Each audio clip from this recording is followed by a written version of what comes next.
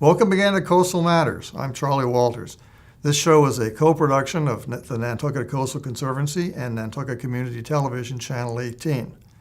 Dave Gagnon is here with me today. He's the Executive Director of the Maria Mitchell Association. Maria Mitchell was, of course, an astronomer, but the association that bears her name also has a marine component, and that's what we're going to talk about today. Thanks, Dave. Oh, thank you for inviting me, Charlie. First of all, how does an astronomer with an association named after her end up with a marine component to that association? Sure. Well, Maria Mitchell was really much more than an astronomer. She was truly a scientist, and a great observer of nature, and she was passionate about teaching people and getting them passionate about learning about the environment around them. She took copious notes and took a lot of information about what was going on in the world around her, not just in the skies, but also what was on Nantucket. Now, your offices are up on Vestal Street, Yeah. and one of the observatories is there, and the Hinchman House is on the corner of Vestal and Milk. But let's go right down to Washington Street and tell us what's down there. Great. Well, we have an aquarium down there. We love our little aquarium. We say little, it is very compact, and but I would say it has so much to see in that space. I think at one point we have a release day every year where kids come in and they release the fish from the aquarium, and I think we counted over 400 specimens were in those tanks. You're taking them from the tank and putting them in the harbor? Is that what you're That's talking right. about? Yeah. And what are some of those 400 species? Yeah. Well, we have a whole range. Really, the species that you'll find at our aquarium are representative of what you'll find out either in the harbor or the ocean surrounding Nantucket in the summertime. We also get species that come in the summertime that are called orphans, and these are the ones that are brought up in the Gulf Stream and make their way into Nantucket Harbor or around Nantucket, and that's always very exciting as well. So some of the things you have in the building, obviously they're not going to be huge. You don't have a dolphin in the building. No for dolphin, example. although But people would what? love to have a dolphin. But what do you have? Like we'll have dogfish, we'll have striped bass that come in. All sorts of crabs. We'll have. We have jellyfish, moon jellyfish, that we have and collected off in the harbor close to the aquarium. We get a lot of our specimens come in thanks to the cooperation of the local fishermen. They really work with us, and like critter cruises, for instance, will bring in specimens for us in the summertime. We have relations with other aquarium, including the New England Aquarium and the Cape Cod Museum of Natural History, and we'll trade specimens. We had a seahorse last year. We overwintered, and that'll go back into our tanks this year as well. So there are seahorses in Nantucket waters? Yeah, there are. How big? They're about this big, maybe. Yeah. And where might one find those in the wild? You know, we have found them in different places. We actually had a girl who was 10, 12 years old, found one down in Matticat. I love this. She rode her bike. She was very involved with Maria Mitchell. Was really passionate about the work that we did. But she rode her bike with her family to Matticat to hang out on the beach, and she found a seahorse that had washed up. Put it into a container with salt water. Got on her bike. The family didn't want to leave. I think they had already settled in for the day, and she biked back, came to the Maria Mitchell Aquarium, and we had that seahorse for quite a long time until we released it. I had no idea there were seahorses around here. That's fascinating. It's kind of astounding, actually. Well, now the creatures you have in there, how do you get most of those? Does the staff of Maria Mitchell go out and pick those up, or are you relying on the public to bring things in? Well, I'd say we get a few things from the public. We get things from those fishermen and from the different organizations that work with us, and they're really excited to donate things to the aquarium, especially in the spring, late spring. I think one of the other interesting things about the aquarium is that we'll get specimens in. We might get a dogfish that came in, and maybe there've been a dogfish there for a month already. We'll get another specimen about the same size, perfect size for the aquarium, and we'll release the first one that we had. So we sort of thinking of them as visitors to our aquarium, and they get to go back out and they get released. Now, in the wintertime, Yeah. what goes on in that building? Nothing at all. Is it close up for the winter, It is. or We- just no, it we isn't took- just the public not allowed to go in? It does not function. No, we totally button it up, and so it's the springtime. It's all about starting up, getting the specimens in there, and in the fall we're closing everything down. Like I said, there's a few that we'll keep over if we do have a seahorse or something else that we want to. We have a couple of interesting rare lobsters, calico lobster, for instance, that we got in, and we'll keep that through the winter and then use it again in the springtime. Talk But there's about that very few. lobster. So I mean, people think of lobsters as the thing you see in the grocery store to take home, but Right. what's a calico lobster? Well, it just what's has a a- blue lobster, et cetera? yeah, it has it has that pattern on the outside, and they're very, very rare. I'm not sure if, but it's in the one in the many millions of category for the calico lobster. So it's very unusual. And what we'll find is when a lobsterman finds something like that, they know that it's very rare, and it would really be a shame to just bring it to the shop. And so they'll give it to us to show the public, and it's a great story because we can talk about it, talk about genetic differences and different types of lobster and what you might expect to see or not expect to see. So Let's stick with that for a minute. Aside from the color, how are they different from other lobsters? it's really just the color. So Just the that's color. the thing that distinguishes them from others. So it's the patterns that they exhibit on the side. It's part of their particular genetics that you'll see that particular trait. So Now, is that something you find in other area waters? I mean, would we find it in Maine? yeah, For example? I don't think the variation is unique to Nantucket area waters, but I think that it's something that rarely occurs in nature, and it's something that's fun to highlight because then you can talk about it's something interesting and different. Now, you've been here how long? 3 years now. That's a short space of time. Are you noticing differences in what sorts of animals you're seeing? Yeah, that's an interesting question. I don't think I've noticed anything really different in that space of time, and it's an interesting question, especially in terms of some of those orphan species that come up. You haven't noticed you're getting more of species A or less of species B or whatever. Yeah. It is a short space of time. It is a short space of time. I think the invasive green crabs are something that we're interested in studying, and it's something that we see a lot of, but we're just collecting some baseline data now on that. Briefly talk about the green crabs, because that's a recent, Yeah. or it's either a recent development or it's just recently being paid attention to. Right. I think it's probably both of those things, but it's something that is impactful to the environment here, and it's something that we're really interested. So the work we did last year was really to try to get a handle on what are the populations, get a really initial handle on what are the populations like, and really work out some sampling methodologies, marking methodologies on the green crabs so that we could continue those studies over time. So it's very, very preliminary at this point. Is it good or bad to have them here, or do we know that yet? It's really not good to have them here. They really are an invasive species, and they take over. They're pretty aggressive. They are actually edible, which is interesting, and you can maybe even on our website get a copy of a green crab recipe. It's really not unlike others, but they're pretty small. You need a lot of them to make a crab cake. How small is small? Well, I mean, the ones I've seen are, about this big or so. Well, it's on not that on the small. largest size, So So they're invasive, and what do? I mean, they're eating up, they're causing shortages of other species in the waters? that's right. They take over for some of the other crabs that you'll see on island in the harbor. So they're just very aggressive. They reproduce quickly, and they are big consumers. What other sorts of crabs does one see around here? Yeah, well, you might see the calico crab, or we do see some blue crabs as well on island. We have those in our tanks, and we were doing some interesting studies looking at blue crabs and green crabs together to see what might happen there.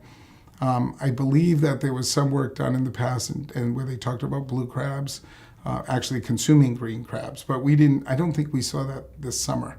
We had a really small sample size, so it's really a lot of, I think with the way experiments are set up, there's a lot of preliminary work you do, and sort of test out different theories. And that's some of what we do at Mariah Mitchell at the aquarium in the summertime.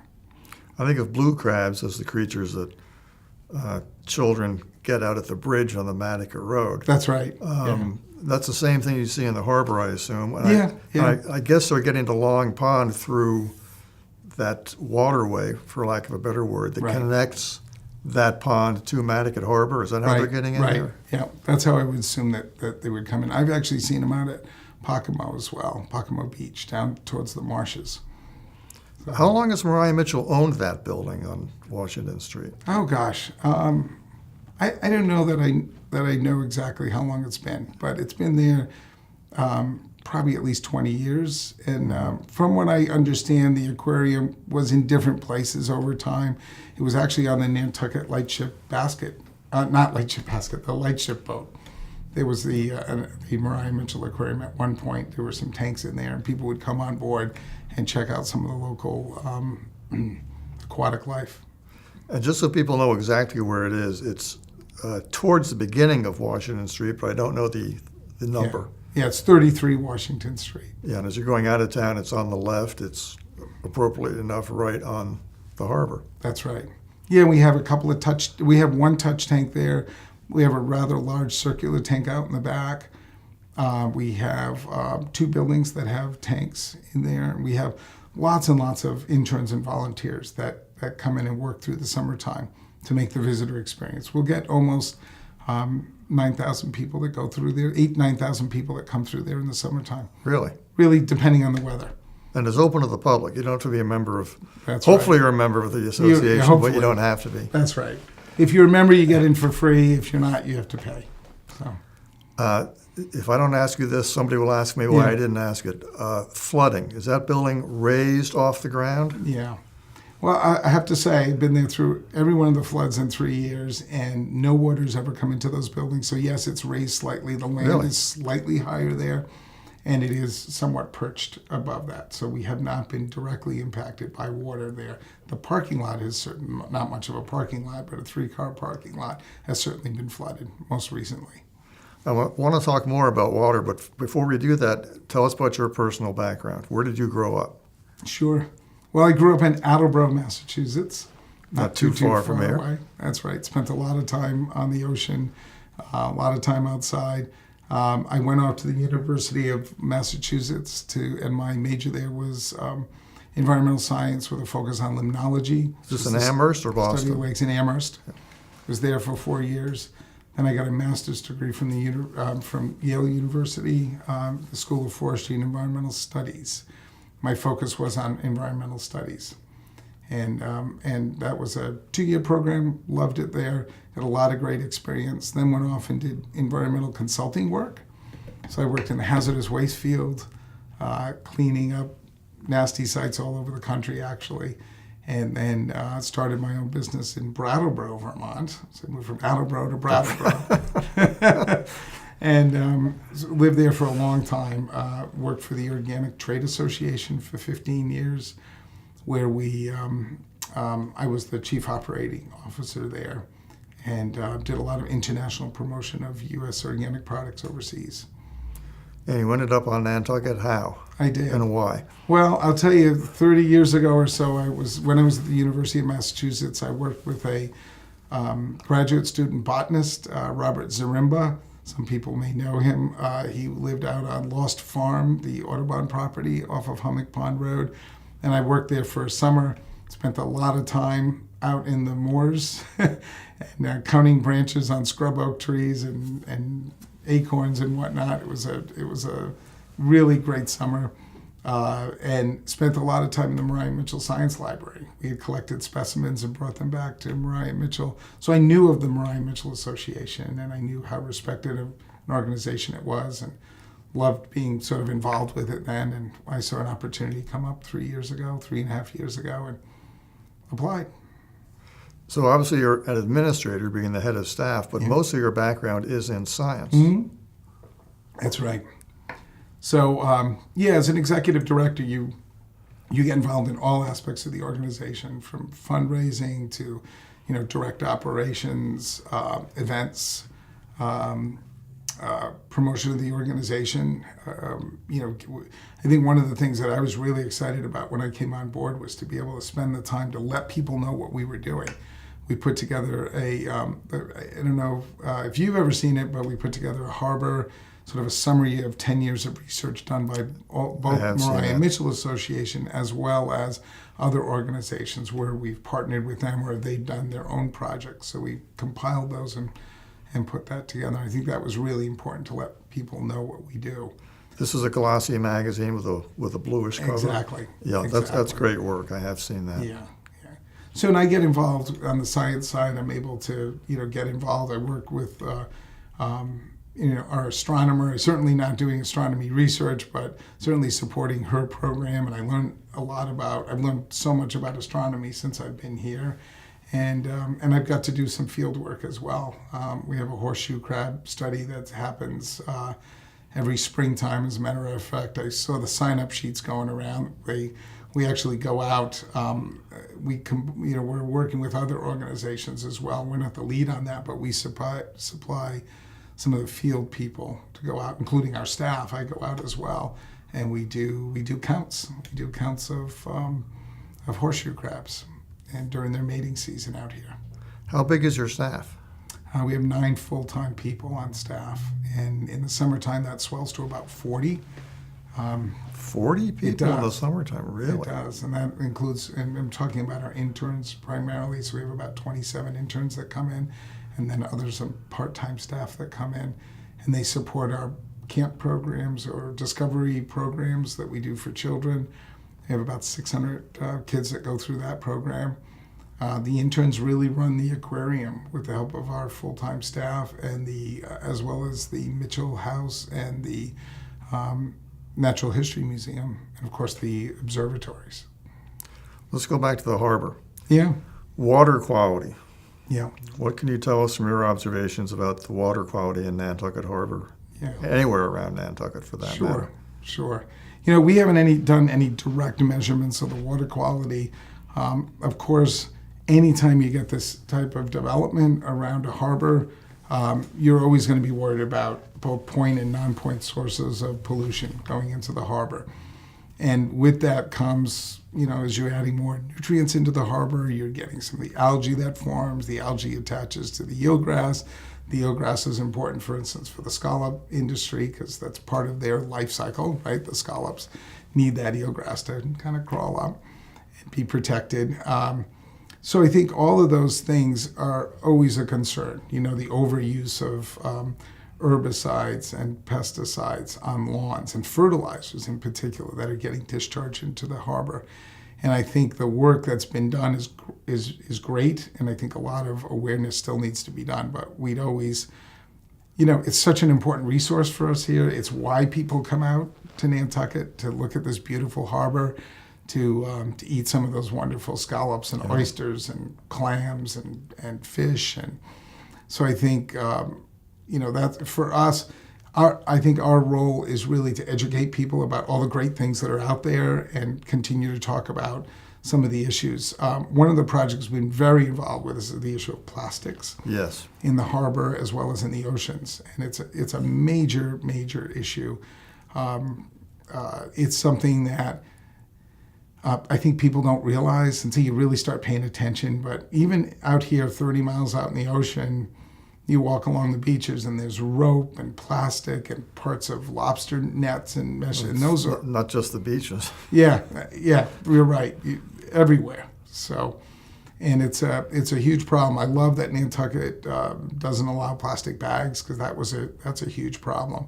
When you think about the fish and the mammals that are swimming in our harbor or outside, these plastic bags and these plastic articles, they can look a lot like fish, something to eat. Yeah. And that's the problem. Is the sea turtles will go and they'll start munching on and swallowing some of this plastic, and it kills them. Or you get entanglements.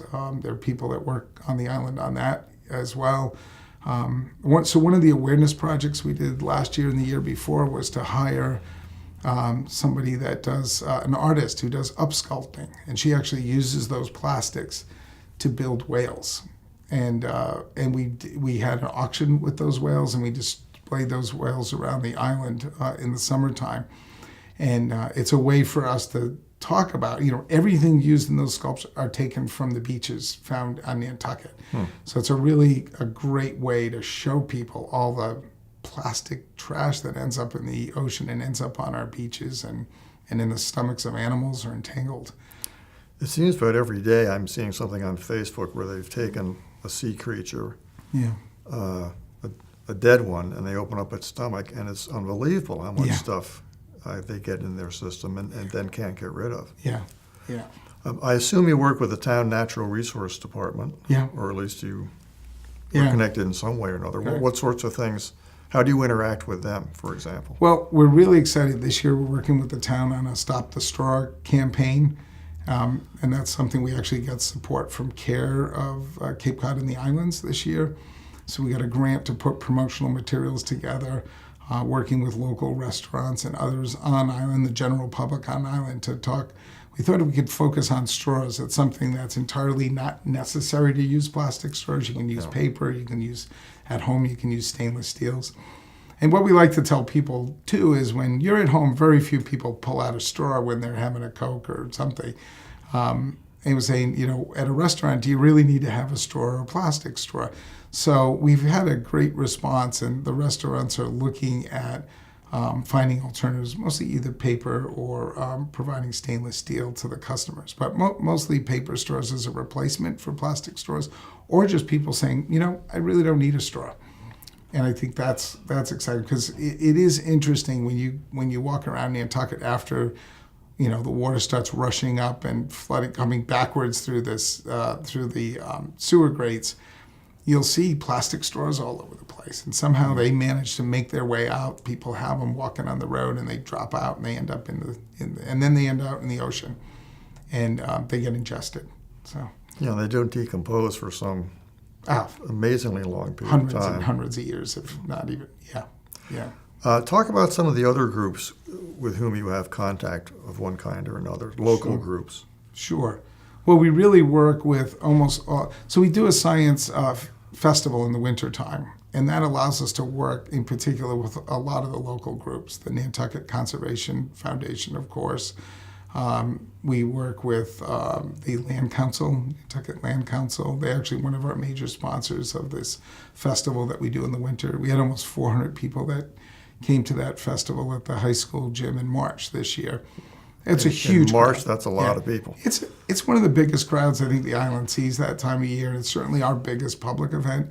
But it's really fun because we bring out all these different interactive science projects for kids, and you'll see kids all the way up to high school there. And many of the high school kids are working with the younger kids and running some of the tables and either doing robots or doing acid-base studies or looking at mirrors and doing some astronomy. We actually have some astronomy work that they're able to do. And that's combined with the community school, for instance, we work with to put this on. So I think that the land bank, we're working on a project right now for a science-based playground. So I feel like in the Athenaeum, we do some talks out there, and this kind of the list goes on and on. The Whaling Museum, we have a special exhibit on Mariah Mitchell coming up this year. So I think that the work that we do with those other groups really enhances our ability to reach out to a lot of people. And I think, they work with us, we work with them, and it just sort of multiplies the reach that we have. Well, it's one of the interesting things about being in a small town, or this small town.